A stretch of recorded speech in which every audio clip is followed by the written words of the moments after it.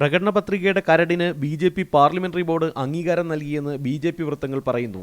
അവസാന മിനുക്കുപണികൾ മുതിർന്ന നേതാവ് മുരളി മനോഹർ ജോഷിയുടെ നേതൃത്വത്തിൽ നടക്കുകയാണെന്നും ഉടൻ പ്രകടന പത്രിക പുറത്തിറങ്ങുമെന്നും അവർ വിശദീകരിക്കുന്നു.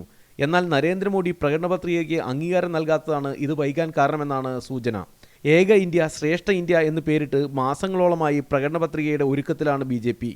നരേന്ദ്രമോദിയുടെ ഗുജറാത്ത് വികസന മാതൃകയ്ക്ക് ഊന്നൽ നൽകുന്നതായിരിക്കും പ്രകടന പത്രിക. സാമ്പത്തിക വളർച്ചയ്ക്ക് ഊന്നൽ നൽകുന്നതും അതേസമയം സാധാരണക്കാർക്ക് കൂടുതൽ പ്രയോജനങ്ങൾ വാഗ്ദാനം ചെയ്യുന്നതുമായിരിക്കും പ്രധാന നിർദ്ദേശങ്ങൾ. പുതിയ 100 നഗരങ്ങൾ, അതിവേഗ തീവണ്ടികൾ, പാവപ്പെട്ടവർക്ക് വീട് എന്നിവ വാഗ്ദാനങ്ങളിൽ പ്രധാനപ്പെട്ടതാണ്.